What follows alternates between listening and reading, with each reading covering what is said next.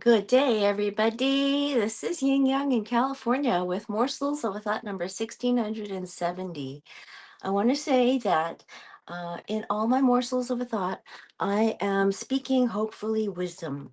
And the reason is that when we know the right things to do, we are have full of wisdom. But when we do them, then we become full of virtue. Virtue comes through action, acting on the right things to do. Sometimes the right thing to do is nothing. So T0 is initial temperature. You see, sometimes in life you have to do something, sometimes in life you have to hold back, and those are actions. So when you are in in a quandary about what to do, there are times that holding still is the right thing, the best thing. So I want to say that in morsels of a thought of wisdom, I am giving you 7 different books, and in the 7 different books, I read portions every day so that we have a motivation to do the right thing.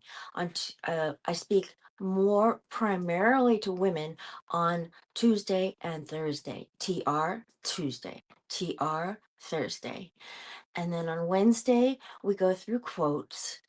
And on Friday, we go through Brain Rescue, a 90-day blueprint to recover your memory after a brain injury or concussion.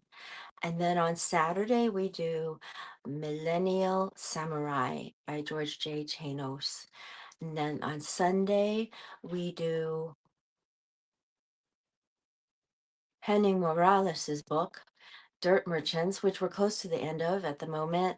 Henning Morales wrote a novel, a triumph, a coming of age novel. And on Monday, we go through mortgage lending business practices. And these are interesting practices. When we learn them, we realize that we can apply the same concept and direction and vectors in our own lives. If we're motivated by certain thoughts, we can be better people. We are actually doing virtuous things in our thinking of doing the right thing. Sometimes thinking that the right thing is actually thinking that the right thing is to do nothing about a situation. So don't be alarmed that everything doesn't necessarily take physical action. And here we are, TR Tuesday. Now, I would like to go through the warning signs that Ellen Fein and Sherrie Schneider tell us about in Not Your Mother's Rules and the Rules for Marriage. So when we go through this, you will be hearing stories about buyer beware men that women need to keep an eye out, look out for those. Um, Rule number 22 in Not Your Mother's Rules, the new secrets for dating, and now with their daughters too. Buyer beware, weeding out bad guys, cheaters, addicts, players, and time wasters. The Latin expression caveat emptor means buyer beware, but it doesn't apply only to decisions about merchandise, it also applies to men. What you see is what you get. The rules are not just about getting a guy, but someone with good character you can trust, who will hopefully make a good boyfriend or future husband. Conversely, we call guys with questionable or unacceptable character or behavior buyer bewares and tell women to be careful or run the other way. Simply put, rules girls do not put up with bad behavior. Love may be blind, but rules girls are not deaf or dumb. When you are dating a guy, you need to look for red flags right away so you don't find out 6 months or 5 years later that he is not for you. One of the reasons we tell women to talk and text less is so that they listen and read more and notice what may be good or bad about a guy. In this digital age, women can find out faster whether he's a good guy or a cheater, addict, player, or time waster. I have to give you a really weird example of my own life where I had actually married this guy. Mistake. Of course, I know that now. At the time, we went to a restaurant, and the way he treated the waiter was absolutely inhumane. He humiliated the waiter in front of us. He said that he shouted at him, and he said that the waiter had done something wrong, and the waiter refused to serve our table. So I asked for the manager, and a manager and a supervisor came along and spoke with us. This all happened in the country China, and people in China are, let's say, they're developing their professionalism. And so then the guy that I had accidentally married said, "Oh, um, I want him to give us that soup. I want him to give us that soup." And so the guy has to come and he puts down the soup, and you could see the tension in his face. I didn't like it. I did not like the way that my husband was treating him at all. And the supervisor and the manager noticed this and said, "And how does Miss feel?" And I didn't say anything. I shook my head. I just shook my head. I was not going to participate, and I was not going to back off because here I was with this guy and I had to divorce him. I knew it already. I knew it in 3 days, actually. So we'll go into that story some other day. Time waster. That was a time waster I had. A buyer beware guy will not respond well to the rules. He will not call or text in advance for plans. He will skip weeks or even your birthday. He will insist on splitting the check. He will cancel. He will flirt with other girls, and he will get wasted. He will play mind games, and he will make your life miserable. I got a miserable guy that time. Women ask us all the time, "How do I know if my boyfriend is cheating?" If you have to ask, you probably need to do a little detective work. Something just doesn't feel right. Maybe he gets lots of texts when you're together but doesn't say anything about them. Maybe he has a password on his phone or he never lets it out of his sight, which is odd behavior if you're comfortable and in an intimate relationship. When a text message comes through on his phone, he acts strangely secretive. And that's always not a good sign. In Morsels of a Thought, I am giving you thoughts of wisdom by other people so that we have an idea of what to do and what to look out for. Naturally, say the authors, our clients want to know if it's okay to check his texts, private Facebook messages, and emails. That's a personal decision, but it might be better to get a definitive answer now than to wonder or find out later on. Of course, by the time a woman is checking or even considering checking her boyfriend's laptop or phone, she already senses something is wrong. Sometimes she gets lucky and the evidence just falls into her lap and she doesn't have to snoop.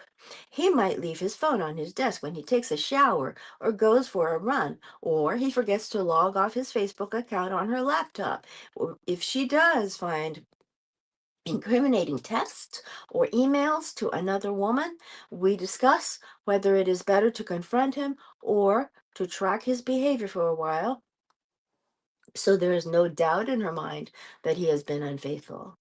We generally think it's not. We generally think it's better not to confront a guy right away for two reasons. You want to calm down and you want to have more evidence. Keep in mind, though, that a cheater is usually a liar, too.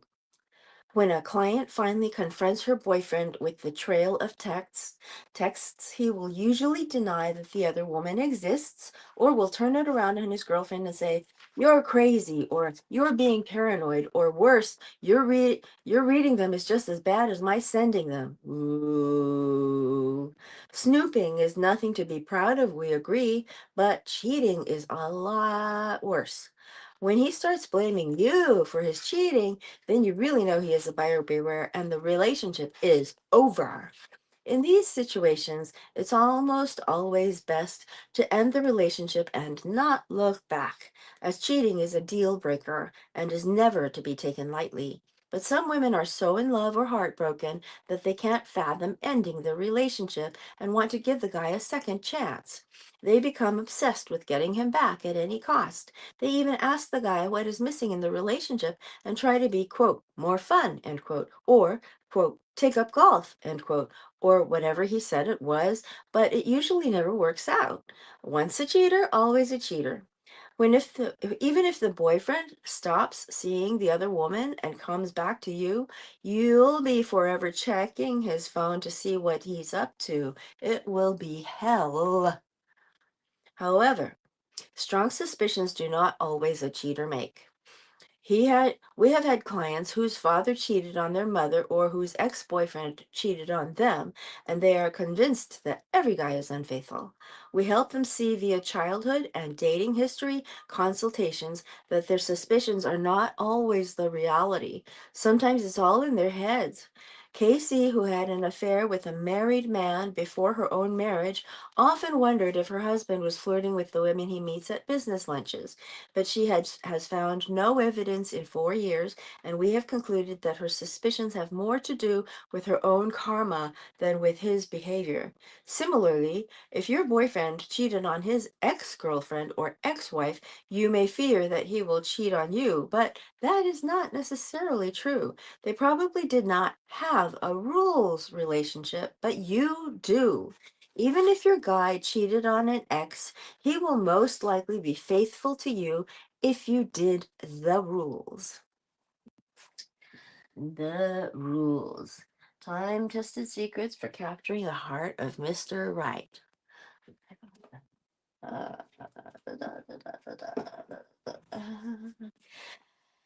Sometimes a woman will complain that her boyfriend is a buyer beware when the problem is that she is doing the rules too strictly. For example, she will be rude instead of busy or impossible to get instead of just hard to get. Cindy was dating a notorious player and thought turning him down for a Saturday night date once a month would make him even more smitten. The only time to turn a date the only time to turn a guy down for a date is if he's behaving badly, like canceling plans or missing a special occasion, or of course, if you really are busy. Her move didn't make him more smitten, it made him confused, and so confused that he got drunk and texted his ex-girlfriend. Sensed something was wrong on their next date. She checked his phone and saw the text exchanges. She confronted him, and he explained that when she said she was busy, he was sure she was seeing someone else. It was a big misunderstanding, and now they are engaged. They are now engaged. Overdoing the rules can definitely backfire if not executed properly. The rules are strict enough. Speaking of players, players are not necessarily buyer bewares. Sometimes they are just guys who have never met a rules girl before.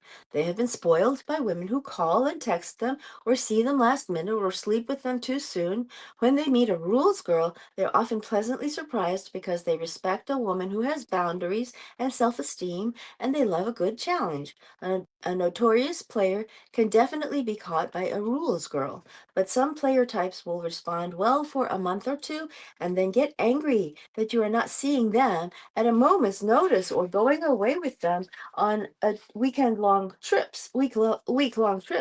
They blame you for not being more available. Some will even dump you and then suggest being, quote, friends, end quote. They are either incorrigible or just not ready to commit. Next. Other buyer beware guys. How many are there? 5, 6, 7, 8, 9, 10, 11. Guys who break up with you for any reason. If he breaks up with you once, he can break up with you again. Guys who walk out on you or scream, "It's over," are bound to hurt you again. You should think, good riddance, instead of, how can I get him back? Your boyfriend should never want to stop being with you.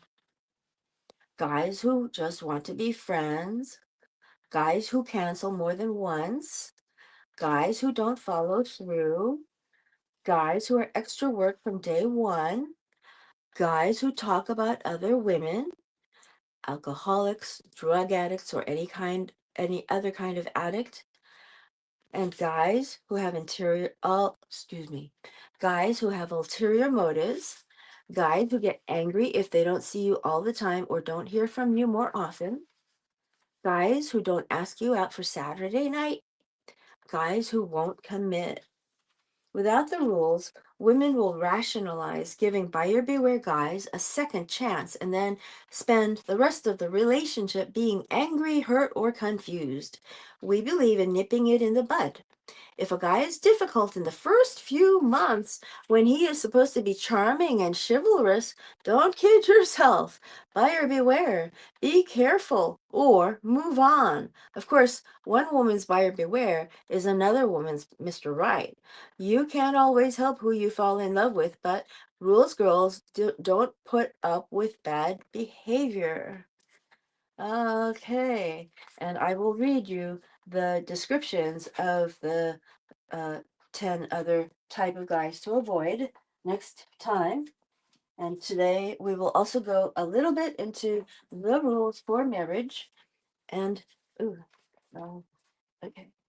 Bookmark number 40 in the rules for marriage, time tested secrets for making your marriage work by the authors of the #1 New York Times best-selling phenomenon, The Rules, and rule number 40. Realize that your marriage is over if he cheats even once. It would be nice to believe that a person can have only one drink, one cigarette, one cookie, and one extramarital affair. However, we believe that once a cheater, always a cheater. We are not telling you that you must divorce your husband for one sexual infidelity. We are just saying that even if you decide to stay married to him, your marriage is really over.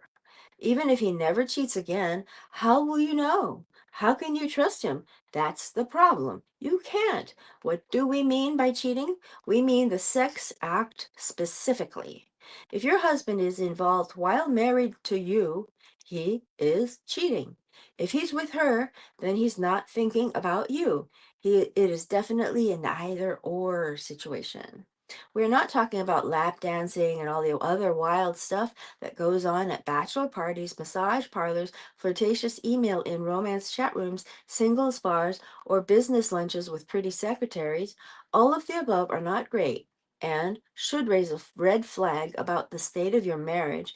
Why is he cheating with other women instead of talking to you? But they are not grounds for a divorce yet. But don't be naive. Email can lead to phone calls, can lead to phone sex, and eventually hotel trysts. It's not like he's up late because he's playing Nintendo or the stock market. He's behaving badly, and you should keep an eye on where all of this may be going. Don't think that the only men who cheat are alcoholics and ex-convicts. Even good, quote unquote, men, ministers, outstanding businessmen, and pillars of their communities, good fathers who never miss a soccer game, good sons who visit the graves of their mothers more than once a year, have been known to cheat and then lie about it. They have even been caught red-handed with a hotel receipt or a copy of a telephone bill with a woman's number on it 32 times and still say, I can't recall. So, if you suspect your husband is cheating, don't waste your time asking him more than once. He will deny it until his last day on earth. Even women we know who married their college sweetheart, soulmate, best friend told us that when they confronted their husbands with their suspicions, they denied, denied, denied.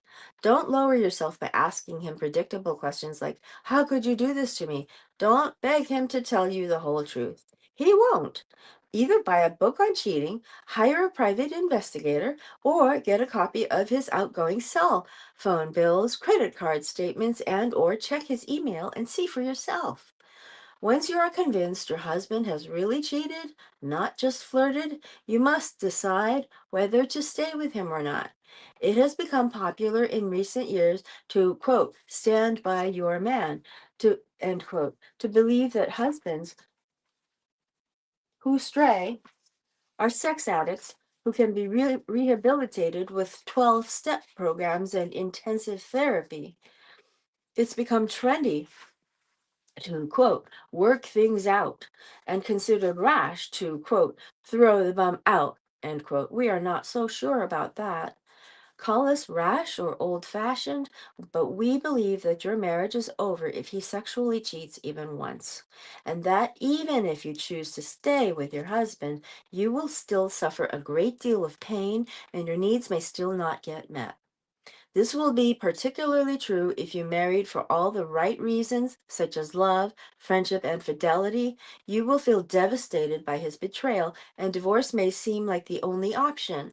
Of course, all marriages are different. If you believe that, quote, all men cheat anyway, end quote, and are able to look the other way, or if you or you want to stay married for appearance's sake, for convenience's sake, for his parents or yours, or for financial or political reasons, for the children, for the neighborhood, for his career or your career, or for the country club, you can try to do so, but realize that the marriage will be a sham and it will never be the same.